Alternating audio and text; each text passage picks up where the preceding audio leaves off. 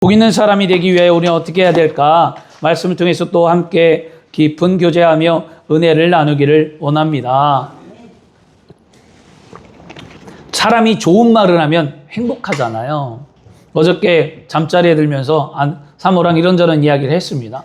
그리고 좋은 얘기도 하고 서로 이런 얘기를 했습니다. 그리고 꼭 잘 때 인사하는 게 있어요. 사랑한다는 말을 해줘야 저는 잠이 든다고 해달라 했더니 안 해주더라고요.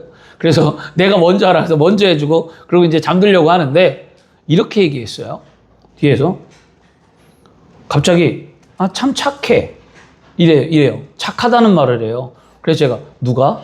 그랬더니 너가 그러더라고요. 그래서 뭐라고?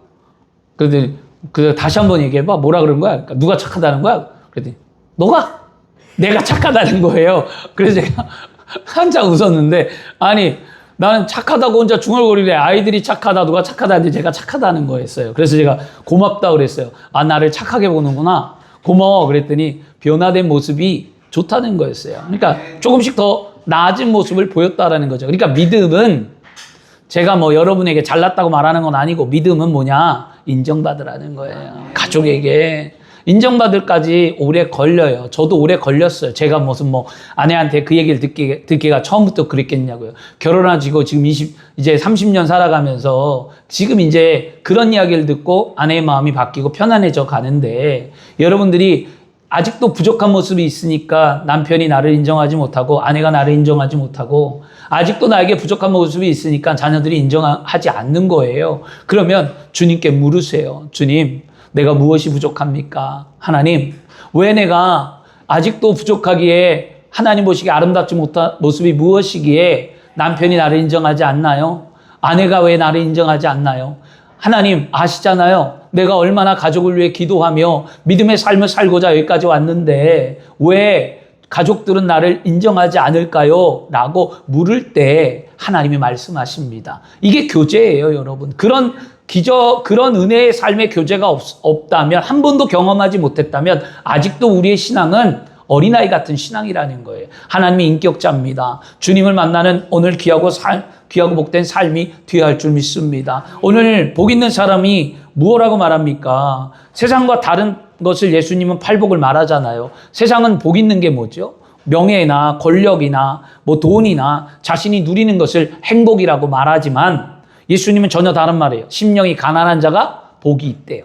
왜 복이 있습니까? 이 심령이 가난해서 다른 것이 채워진 것이 아니라 예수 그리스도로 채워졌기 때문이에요. 이건 뭐예요? 구원을 말해주고 있는 거예요. 구원받은 자는 행복하다는 거예요. 그럼 오늘 저와 여러분은 예수 그리스도를 믿음으로 말미암아 구원받았기 때문에 우리는 뭐예요? 행복한 거잖아요. 오늘 그런 행복이 있고요. 또 애통하는 자는 복이 있다고 하는데 애통은 뭐냐? 예수를 믿으면 이제 기도할 때 그냥 기도하는 것이 아니라 예수 그리스도께서 십자가에 피 흘려 돌아가신 그 십자가를 바라보며 저렇게 죽기까지 나를 사랑하시는 주님이 그 사랑이 내 안에 있게 나 또한 남편이요 아내요 자녀요 이웃들을 그렇게 사랑하리라는 마음으로 애통하며 부르짖고 기도할 때 뭘 받는다? 위로를 받는다는 거예요. 여러분이 오늘도 위로를 받기를 원합니다. 그게 복이 있대요. 그리고 세 번째는 뭐냐? 온유한 자가 복이 있다 그랬어요. 온유한 자는요, 뭐냐면 하나님께 뭐예요? 길들여진 자, 순종하는 자, 하나님과 동행하는 자. 그러면 푸른 추장으로 실만한 물가로 인도하시는 하나님과 함께하면 두려울 것이 없기 때문에 우리는 뭐예요? 땅의 복을 받는다는 거예요. 나의 모든 것을 책임져 주겠다는 거죠. 오늘 그런 은혜가 있어야 될 줄 믿습니다. 그리고 의에 줄이고 목마른 자가 복이 있다고 했어요. 의에 줄이고 목마른 자 뭐냐? 간절히 찾는 자. 성경은 말합니다. 나를 간절히 찾는 자가 나를 만나리라. 나를 사랑하는 자가 나의 은택을 입는다 말했습니다. 얼마만큼 주님을 사랑합니까? 얼마만큼 간절합니까? 내 생명을 걸 만큼 간절해야 응답받는 거예요. 왜 응답이 없냐고요? 간절하지 않기 때문이에요. 진짜 간절해봐요. 밤낮 부르짖고 기도해봐요. 애통해보세요. 응답 안 하시겠는가? 응답하십니다. 그런 응답이 우리 안에 있어야 될 줄 믿습니다. 우리 안수 집사님, 권사님 아플 때 새벽에 혼자 나와서 애통하면서 기도한 거예요. 저는 다른 거 기도의 소리가 안 들렸어요. 그냥 눈물 흘리면서 이름 석자 불러가며 뭐라 하냐면 살려주세요. 그래 눈물로 기도했더니 하나님이 살려주잖아요. 하나님이 치료해 줬잖아요. 그게 애통이었어요. 근데 왜 지금은 그런 애통의 기도가 우리에게 사라졌을까요? 왜 우리는 예전에 나도 예전에 저렇게 애통했는데 사라졌을까요? 우리는 회개해야 합니다. 오늘 말씀을 준비하면서 제가 내가 애통이 사라졌구나. 간절함이 뭔가 부족하다라는 것을 느끼며 오늘도 저도 회개했는데요. 여러분 오늘 그렇게 기도하시길 바랍니다. 그럼 오늘 5번째, 6번째 뭐라고 얘기하느냐? 궁휼한 자는 복이 있다. 궁휼한 자. 그러면 궁휼한 자는 복이 뭐냐? 궁일이 여김을 받는다라는 거잖아요. 그 다음에 뭐라고 그러냐면 또 마음이 청결한 자는 복이 있다. 그 마음의 청결한 자는 뭐야? 하나님을 볼 것이다 라고 말합니다. 이 두 가지의 이제 5번째, 6번째 복에 대해서 우리 8복 가운데 말씀을 나누기를 원하는데요. 오늘 말씀에 통하여 마음이 궁일한 마음으로 회복되기를 축원하고요. 여러분의 마음이 청결하게 회복되기를 축원합니다. 그러면 궁일은 뭘까요? 궁일이란 뜻이 이제 성경의 한문이에요. 이거 한글로 궁일. 이거 국어사전 찾아보면 이렇게 말합니다. 불쌍히 여겨 돌보다.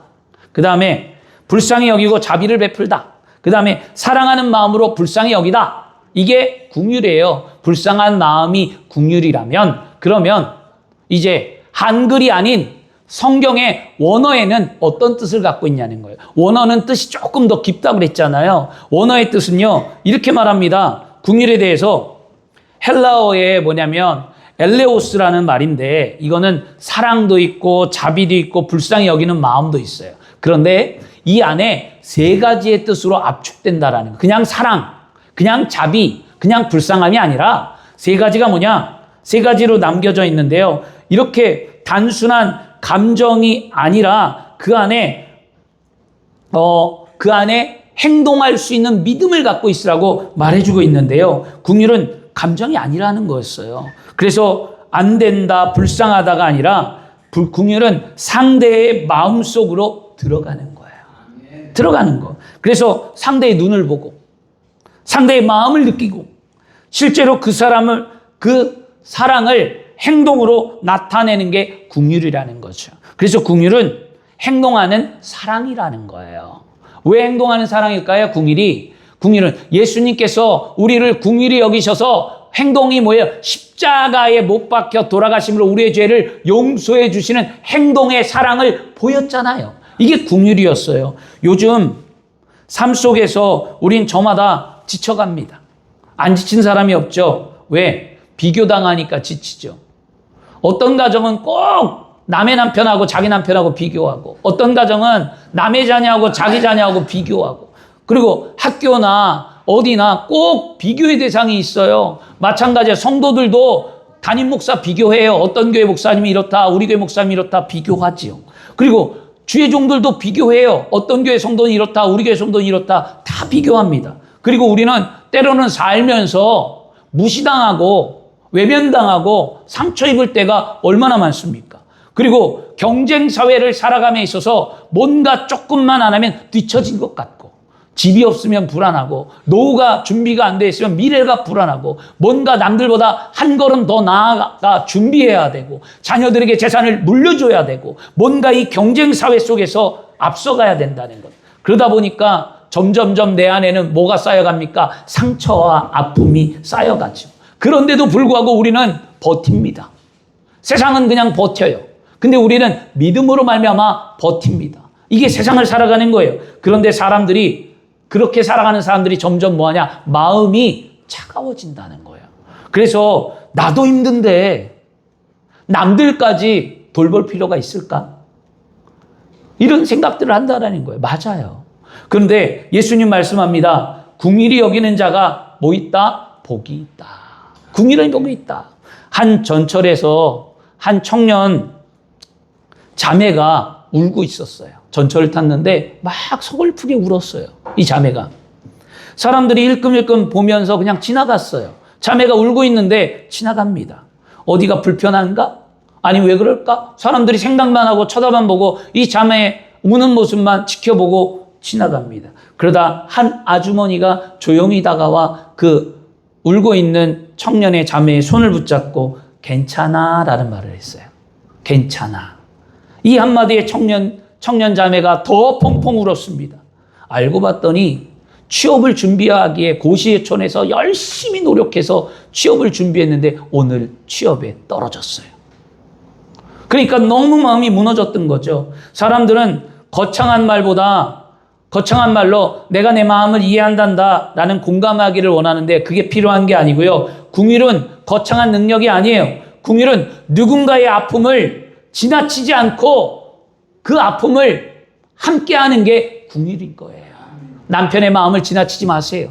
아내의 마음을 지나치지 마세요. 가정의 마음을 지나치지 마세요. 세상에 실족된 영혼들, 믿다가 세상으로 나간 영혼들 그냥 지나치지 마세요. 그들에게 손을 내밀어야 될 줄 믿습니다. 예수님께서 누가복음 10장 말씀에 선한 사마리아의 비유를 말씀합니다. 사마리아에 가다가 유대인이 강도를 만납니다. 강도를 만나서 만신창에 내가 있는 그 유대인을 바라보며 제사장도 지나갔습니다.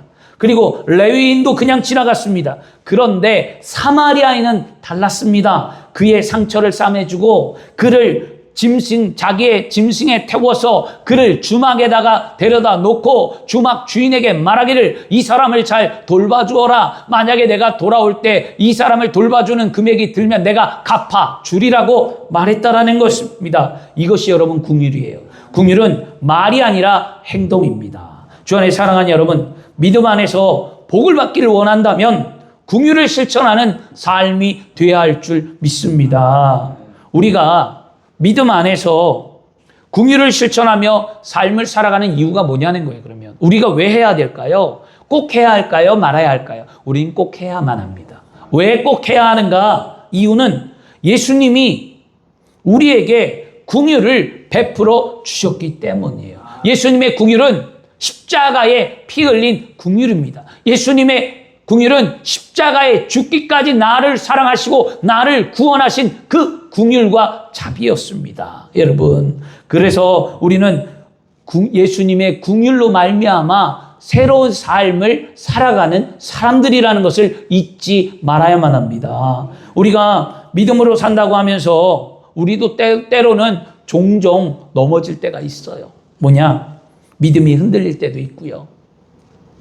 또 죄와 싸우다가 죄 앞에 무릎을 꿇을 때가 있고요.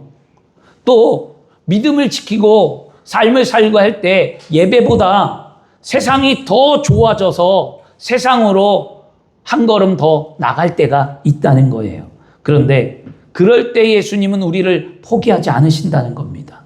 예수님은 우리를 정죄하기보다는 회복시키기를 원하신다는 거예요. 오히려 예수님은 그렇게 지친 우리의 삶 속에 찾아와 병든 자를 고치고 죄인을 품고 죽은 자를 살리고 소외된 자와 함께하며 십자가에서 생명까지 주신 분이 예수님이라는 거죠. 예수님의 사역의 중심은 예수님의 공생애가 3년 반인데 십자가를 지기까지 예수님의 그 3년 반 동안에 예수님의 사역의 핵심이 뭐냐? 궁율하심이에요. 궁율. 사랑을 행동으로 실천하는 삶의 모습이었다는 겁니다. 하루는 서기관과 바리새인들이 가늠한 여인을 예수님께 데리고 왔어요. 그리고 예수님이 어떻게 하는가 보고자 예수님께 말합니다. 예수여, 이 가늠한 여인을 어떻게 하면 좋겠느냐고 말하지요. 그럴 때 예수님 뭐라고 말씀합니까?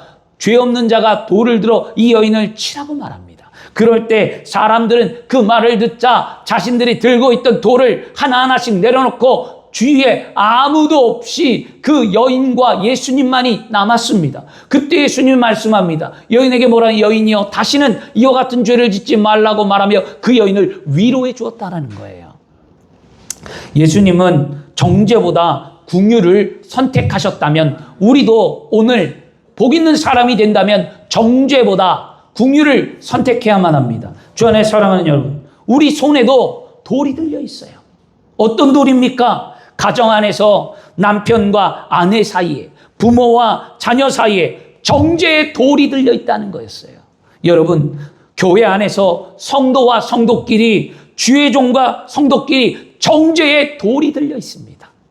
세상을 살아가는 삶 속에 자신에게 불편한 사람들에게는 정죄하려는 돌이 들려 있습니다. 어떻습니까? 여러분, 그 돌을 던지겠습니까? 오늘 잘 생각해 보셔야 돼요. 나는 어떠한 돌을 들고 있는가? 오늘 내가 돌을 들고 있다면 말씀을 생각하고 그 돌을 내려놔야만 합니다. 예수님 말씀을 기억하시오. 너희 중에 죄 없는 자가 돌을 들어 치라. 이 말을 기억하시고요. 우리는 정죄받아야 될 죄인인데도 불구하고 예수님의 긍휼로 다시 살아난 사람인 줄 믿습니다. 그래서 긍휼 받는 사람들은 긍휼을 베풀 줄 알아야 된다라는 거예요. 야고보서 2장 13절 말씀에 긍휼을 행하지 아니하는 자에게는 긍휼이 없고 심판이 있으리라. 긍휼은 심판을 이기고 자랑하느니라고 말씀합니다.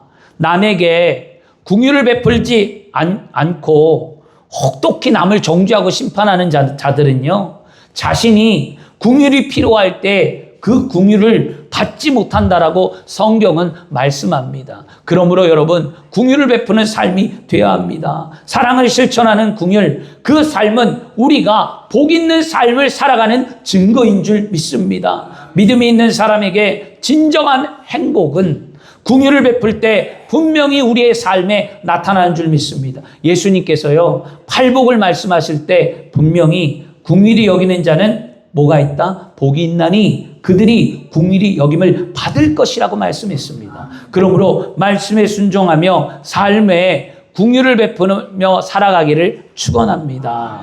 사실 우리가 믿음이 있다고는 하지만 말씀대로 살아가는 것, 이거 쉽지 않다고 했잖아요. 믿음이 결코 쉽지 않은데, 왜냐하면 이 긍휼은 뭘 뒷받침하느냐? 용서를 뒷받침해요. 용서. 그렇잖아요. 십자가는 뭐예요? 우리를 용서하신 거잖아요. 죽기까지 우리의 죄를. 그게 긍휼이잖아요.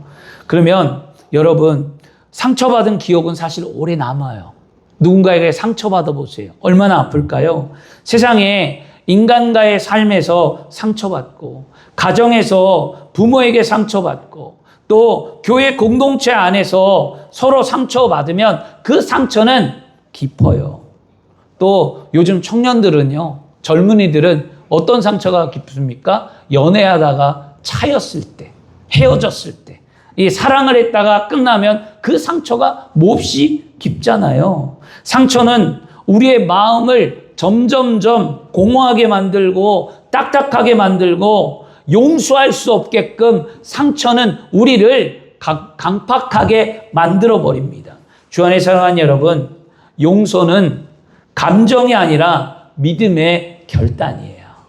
그래서 마태복음 6장 14절에 예수님 말씀합니다. 너희가 사람의 잘못을 용서하면 너희 하늘 아버지께서도 너희의 잘못을 용서해 주겠다고 말씀합니다. 용서는 쉽지 않습니다. 상처가 크기 때문이에요. 억울하기 때문입니다. 그러나 예수님은 우리가 용서받은 자임을 기억하고 용서해 주라는 거예요. 이게 긍휼이었어요. 오늘 그렇게 되기를 원합니다. 2차 대전 당시에 코리 텐붐이라는 사람이 있었어요. 그 여자분인데 이분이 그 가족들이 뭐 했냐면 그 당시에 유대인을 숨겨주었어요. 유대인을 숨겨준 죄로 그들은 수용소에 끌려갑니다. 수용소에 끌려가면서 부모가 다 죽고 언니도 죽고 그 수용소에서 모진 고통을 당하고 이 여인만 살아요. 코린 템플만 살아났어요. 그러다가 2차 대전이 끝난 후에 한 사람이 이 여인을 찾아왔어요. 그리고 그 가운데 뭐라고 했냐면 나를 용서해달라고 무릎을 꿇고 빌었어요. 그 사람이 누구냐? 수용소에서 자신을 누나와 가족들을 괴롭혔고 자신을 수용소에서 모질게 고통을 주고 괴롭혔던 독일 간수였어요. 용서할 수가 없죠. 언니도 죽고 부모도 죽고 다 죽었는데 그를 용서할 수 있겠습니까? 용서할 수 없었어요. 그가 손 내미는 것을 잡아줄 수가 없었어요. 그렇지만 그녀는 떨리는 손으로 그 독일 간부의 손을 잡아주었습니다. 그리고 말합니다. 하나님의 사랑이 내 마음에 흘러 들어오는 것을 나는 느꼈다. 하나님의 사랑이 느꼈다는 거죠. 제가 청년부를 담당하고 있을 때 한 자매가 시험 들었어요. 청년부에서. 청년들은 진짜 많이 싸워요. 여러분. 남자보다 여자들이 더 많이 싸워요, 솔직히. 교구를 해도 그렇고, 남성들보다 여성들이 더 많이 다투는데, 청년들도 마찬가지예요. 청년들은 더 심해요, 싸우는 게. 청년을 하고 있을 때 한 자매가 시험이 들었어요? 믿음이 없는 아이가 아니에요? 모태신앙이에요? 열심히 다녔어요? 그런데 싸웠어요? 근데 어느 날 교회를 안 나와요. 모태신앙이고, 부모도 다니고, 열심히 봉사하고, 충성했던 아이가 안 나와요, 교회를요.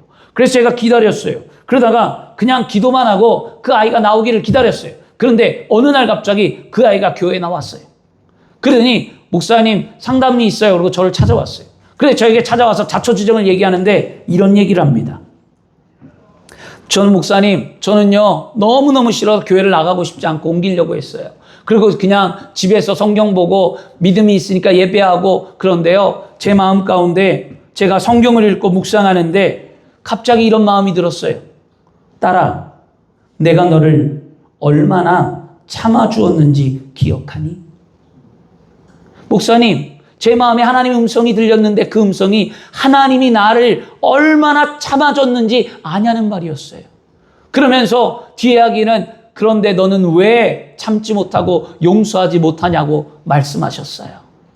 그래서 목사님, 오늘 내가 이 자리에 나왔어요. 목사님, 내가 그 친구를 용서할 수 있었던 이유는 내가 먼저 예수님께 용서를 받았기 때문입니다라고 제 앞에서 펑펑 울며 회개하는 모습을 보았습니다.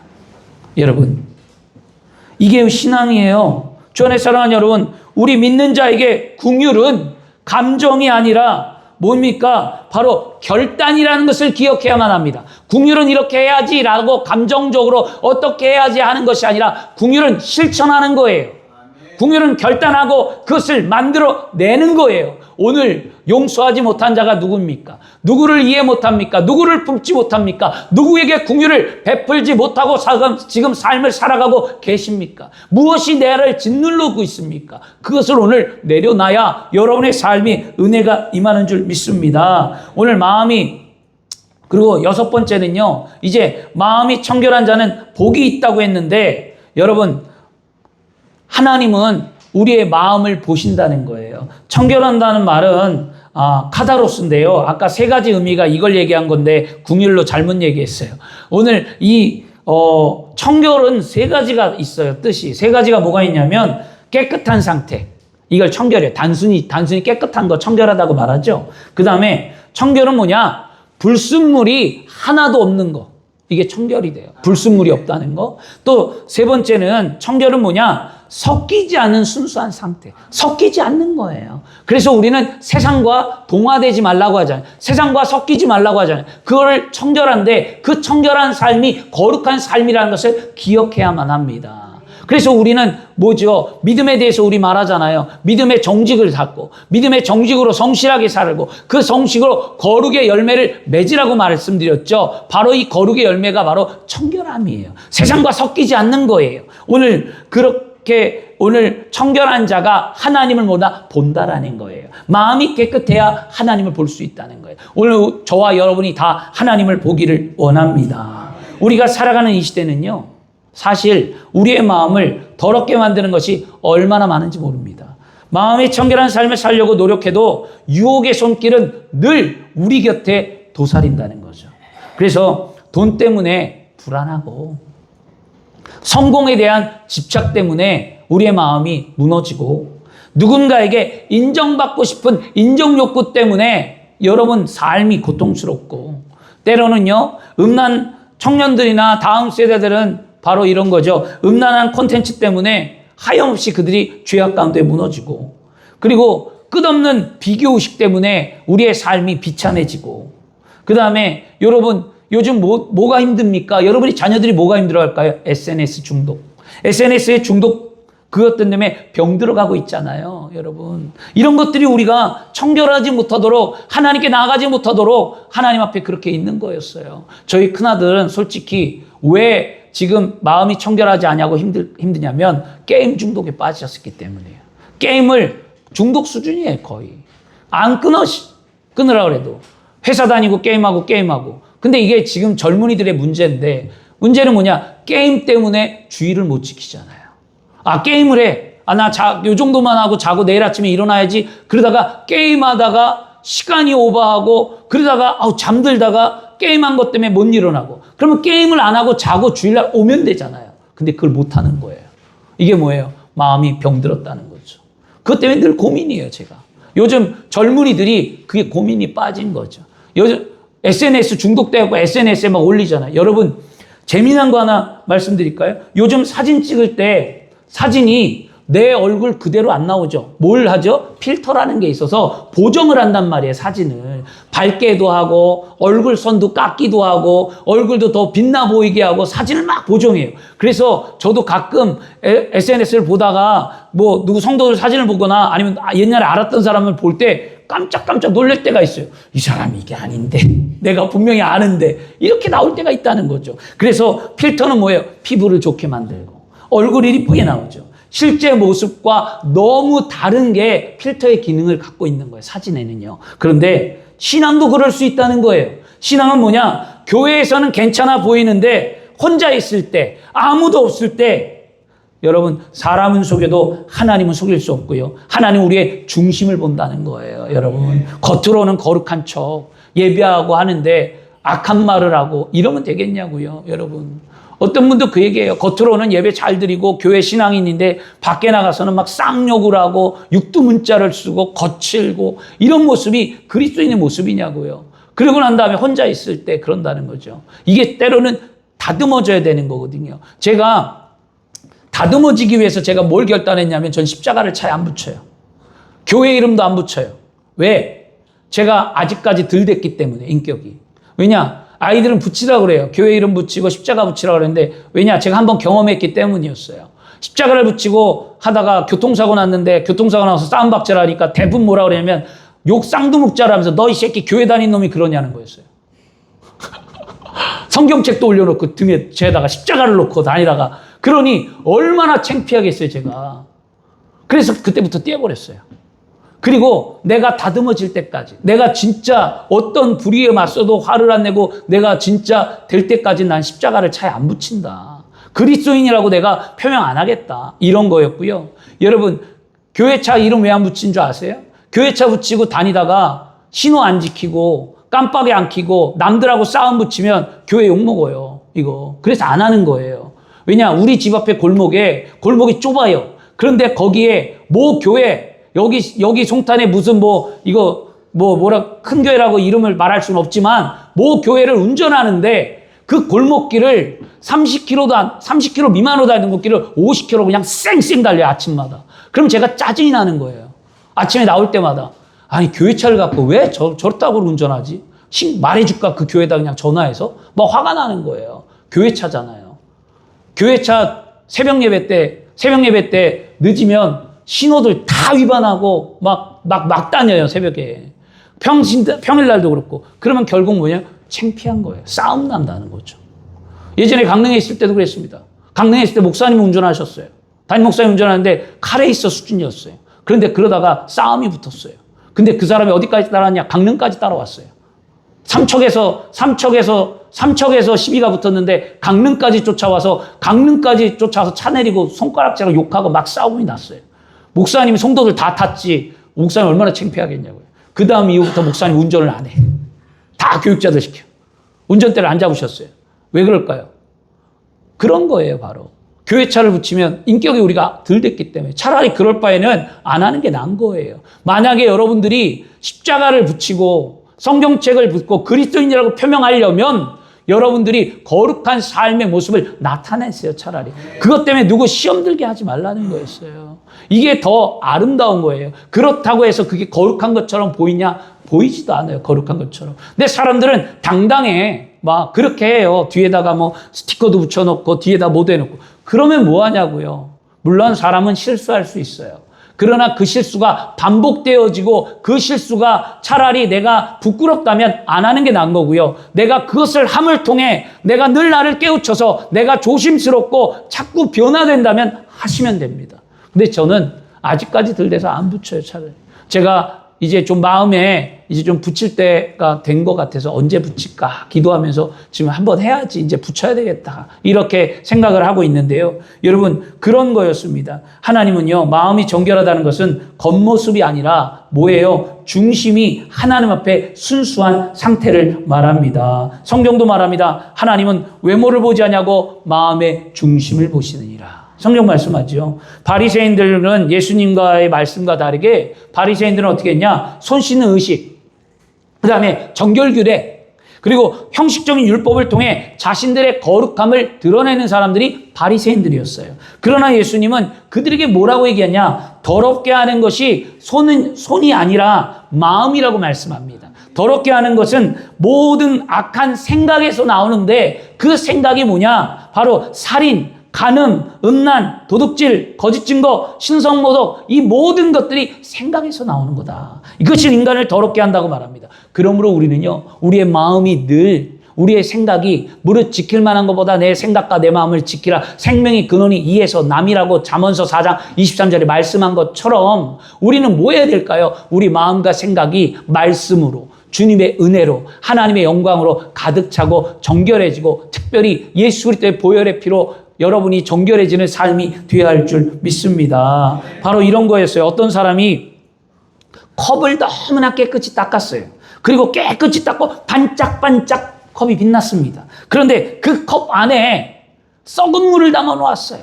컵은 반짝반짝한데 물컵 안에는 썩은 물이 있었다는 거죠. 이것이 바로 예수님께서 바리새인들을 보며 말씀한 거였어요. 이것이 바로 오늘 주님이 우리에게 하시는 말씀인지도 모릅니다.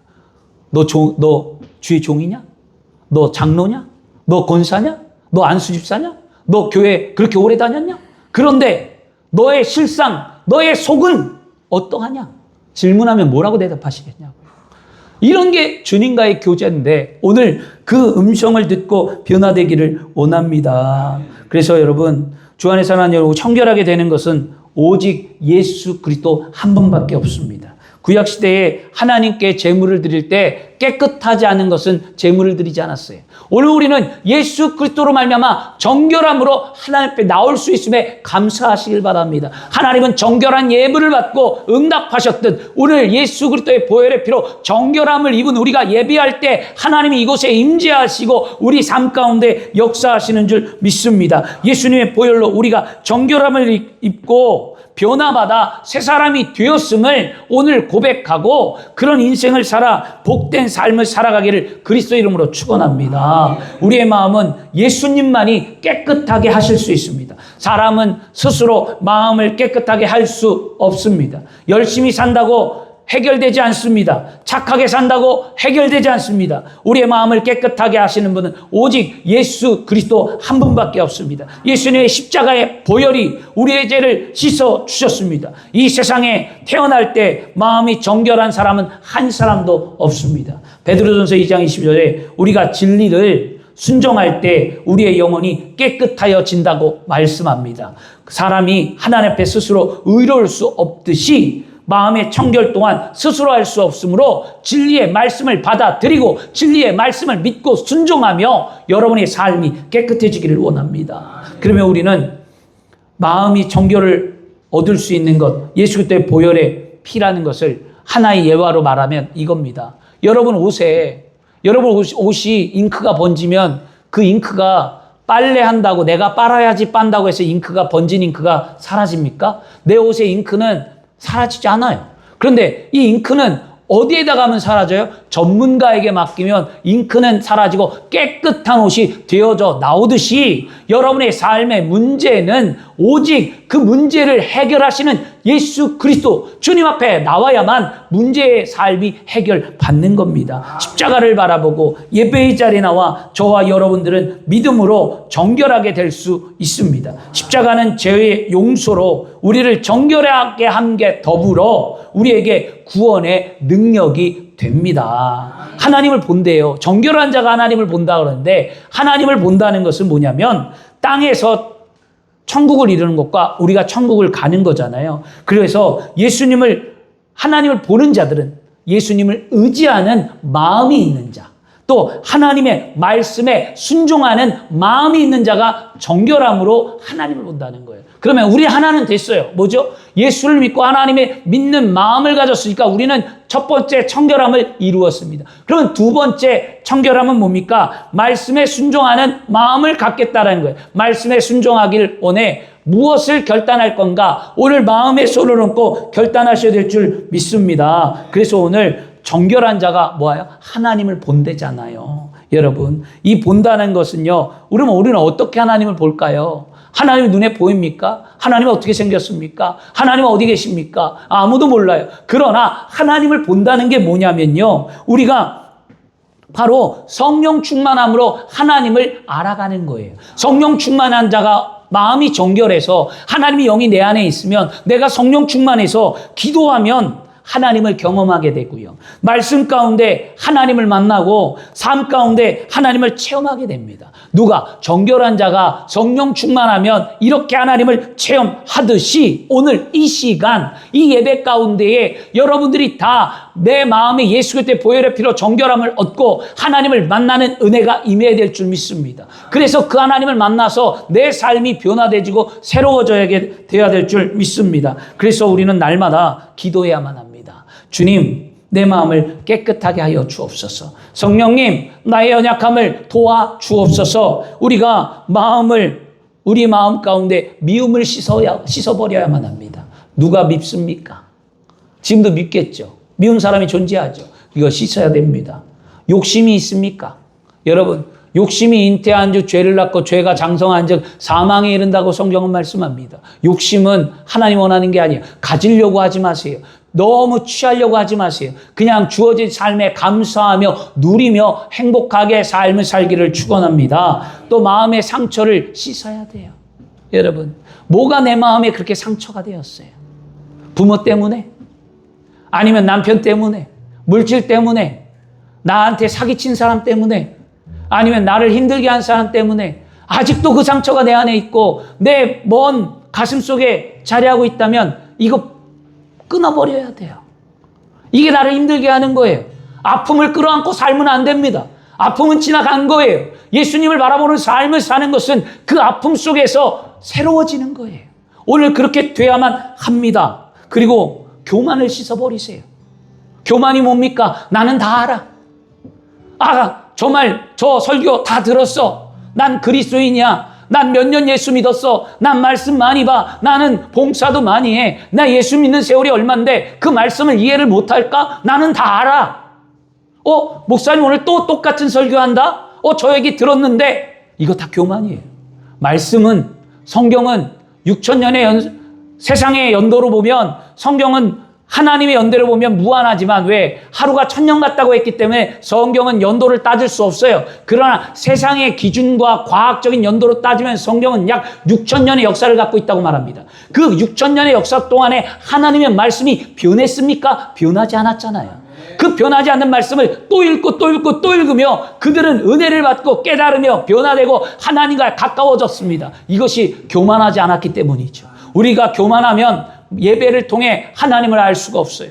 교만하면 말씀을 통해 하나님의 은혜를 경험할 수 없습니다. 우리는 오늘 교만을 씻어버려야만 합니다. 예수님의 마음으로 채워달라고. 이 모든 것을 다 내려놓고 이 모든 것이 씻기고 예수님의 마음으로 이렇게 기도할 때 우리는 복 있는 사람이 되는 겁니다. 오늘 말씀을 마치겠습니다. 주 안에 사랑하는 여러분, 오늘 예배를 통해 두 가지만 결단했으면 좋겠어요. 그냥 따라하겠습니다. 첫째, 믿음 안에서 나에게 상처를 준 그 누군가를 용서하겠습니다. 아멘. 그 누군가를 용서하기로 결단하십시오. 그리고 아직 마음에 미움이 남아있다면 오늘 이 시간 십자가 앞에 내려놓으시길 바랍니다. 우리가 궁휼함을 얻고 남을 궁휼하게 여길 때 그 믿음이 보일 때 그 사람이 복 있는 사람이에요. 그러므로 용서할 수 없는 것이 내 안에 자리하고 있다면 오늘 이 시간 용서하기로 결단하시기를 축원하고 그래서 하나님의 은혜의 궁휼함을 얻는 복된 삶이 되기를 축원합니다. 따라하겠습니다. 믿음 안에서 반드시 마음을 지켜서 날마다 행복한 삶을 살아가겠습니다. 아멘. 이걸 결단하세요, 여러분. 오늘 이제 믿음 안에서 내 마음을 지켜서 정결함으로 악한 것이 들어오지 아니하고 더러운 것이 내 몸을 휘감지 아니하고 내 환경에 머물지 않고 오직 하나님의 은혜로 정결한 삶을 살고 마음을 지켜서 내가 행복한 삶을 살아가야 될 줄 믿습니다. 우리 마음이 정결하기 위해 날마다 십자가 앞에 나와 예배하는 삶으로 기도하며 승리를 만들기를 원합니다. 무엇을 보든지 무엇을 듣든지 마음을 빼앗기지 않으면 우리는 하나님을 볼 수 있고 만날 수 있는 믿음의 삶이 됩니다. 오늘 팔복을 기억하세요. 오늘 5번째 긍휼히 여기는 자는 복이 있습니다. 예수님의 긍휼을 경험한 사람이기 때문입니다. 마음이 정결한 자가 복이 있습니다. 예수님의 십자가의 보혈로 우리가 정결함을 얻었기 때문에 하나님 앞에 설 수 있고 하나님을 볼 수 있기에 우리는 복 있는 사람입니다. 오늘 이 시간 말씀을 들은 여러분, 복 있는 믿음의 사람이 되기를 축원합니다. 그래서 긍휼을 실천하기를 축원합니다. 정결한 사람이 되어 하나님의 은혜를 아는 복을 받기를 축원합니다. 기도하겠습니다.